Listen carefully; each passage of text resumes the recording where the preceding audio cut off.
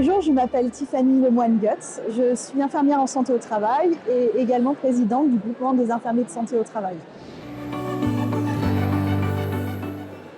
J'ai obtenu mon diplôme d'état d'infirmière en 2009. Sortie de l'IFSI, j'ai fait le choix de travailler en intérim pendant 3 ans parce que j'avais besoin de me forger une expérience professionnelle pour pouvoir mieux choisir le lieu où je souhaitais exercer.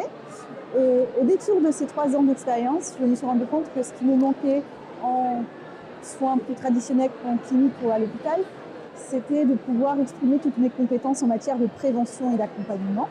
J'ai découvert la santé au travail au travers d'une mission d'intérim. J'ai décidé d'y perdurer et de continuer ma carrière professionnelle en santé au travail. En 2014, j'ai obtenu une licence de spécialisation en santé au travail et éducation à la santé, sachant que depuis décembre 2022, la formation de spécialisation en santé au travail est obligatoire pour pouvoir y exercer et elle comporte 240 heures de théorie. Donc mes missions, c'est participer au suivi individuel des salariés, participer à l'évaluation des risques professionnels et conseiller les employeurs et salariés dans le cadre de l'amélioration des conditions de travail. Je participe également à la prévention de la désinsertion professionnelle des salariés en situation de fragilité du fait de leur état de santé. Et tout ça évidemment au sein d'une équipe multidisciplinaire composée de médecins du travail, psychologues du travail et ergonomes. Je travaille dans plusieurs niveaux de prévention. La prévention primaire, secondaire et tertiaire. La prévention primaire, c'est éviter qu'il y ait un risque professionnel, ce qui peut se faire en proposant aux employeurs de changer des méthodes de production. Prévention secondaire, c'est une fois que le risque est présent, amoindrir son impact. Et la prévention tertiaire, ça va être l'accompagnement de personnes qui ont déjà des pathologies que vous pouvez rencontrer en service de soins. Par exemple, le retour en emploi ne va pas forcément de soi, peut nécessiter un aménagement de poste, d'accompagner des fois les personnes dans l'acceptation d'un nouvel état de santé qui est un peu proche d'un processus de deuil. Finalement, tout ça, ça leur permet de mener la vie qu'ils souhaitent dans sa globalité.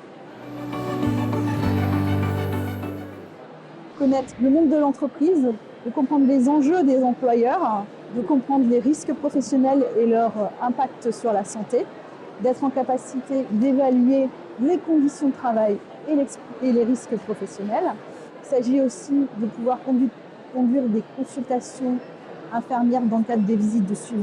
Il faut aussi avoir un rôle de conseil auprès des employeurs mais aussi des salariés. Tout ça en étant bien au fait de sa position professionnelle en tant qu'infirmière et une bonne compréhension de ses compétences. Selon on exerce, être amené à rencontrer beaucoup de risques professionnels différents.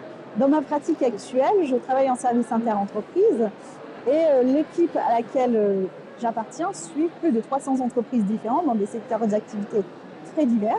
Le risque est toujours le même, l'impact sur la santé potentielle est toujours le même, mais l'importance de la présence de ce risque peut se nuancer de tellement de manières différentes selon les conditions de travail, selon les personnes qui réalisent l'activité avec ou sans expérience, ce qui fait que j'ai pas de journée pareille. Vous avez envie de pouvoir axer plus votre activité sur la prévention, sur le conseil, prendre en compte vraiment la personne dans sa globalité, dans son cadre de vie socio-professionnel, afin de permettre une meilleure qualité de vie et un meilleur état de santé dans sa globalité. La santé au travail est fait pour vous.